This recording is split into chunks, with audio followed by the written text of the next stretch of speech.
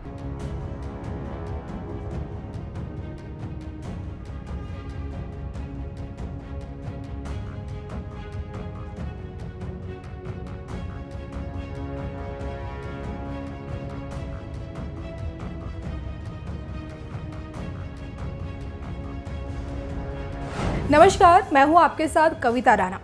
दक्षिण एशिया में राजनीतिक तापमान काफी बढ़ गया है और लग रहा है कि अमेरिका और चीन टकराकर ही मानेंगे।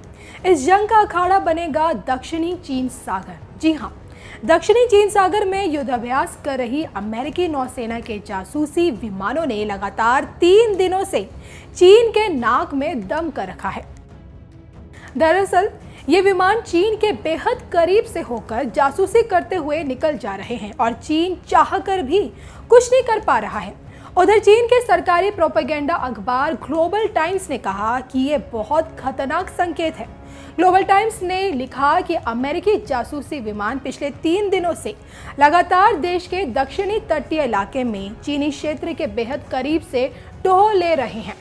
अखबार ने चीनी सैन्य विशेषज्ञ के हवाले से कहा कि अमेरिका की इस कार्रवाई का मकसद चीन के जंगी जहाजों और हथियारों की टोह लेना है, जो दक्षिण चीन सागर और ताइवान की ओर जाते हैं।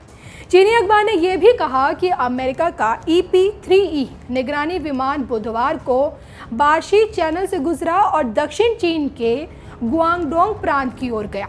एक समय में ये गुआंगडोंग से मात्र 51.68 नॉटिकल मील की दूरी पर था।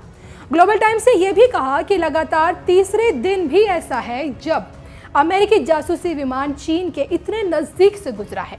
तो चीनी विशेषज्ञों का दावा है कि अमेरिका सैन्य संघर्ष की तैयारी के लिए खुफिया आंकड़े जुटा रहा है।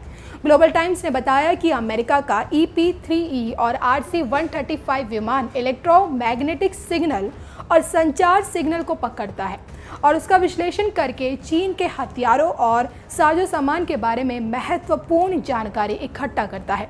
चीनी अखबार ने यह दावा किया है कि RC-135 मिसाइलों का पता लगाने में सक्षम है। और यहाँ पर एक बात आपको ये भी बताते चले कि PLA की दक्षिणी कमान बेहद महत्वपूर्ण मानी जाती है और उसी के पास विवादित दक्षिण चीन सागर में चीन के हितों की सुरक्षा की जिम्मेदारी है। ताइवान पर नजर रखने का जिम्मा भी इसी के पास है और इसीलिए अमेरिका उसी का टोह ले रहा है। अब देखना ये होगा कि आगे क्या होता है और चीन इस हरकत पर क्या कहता है।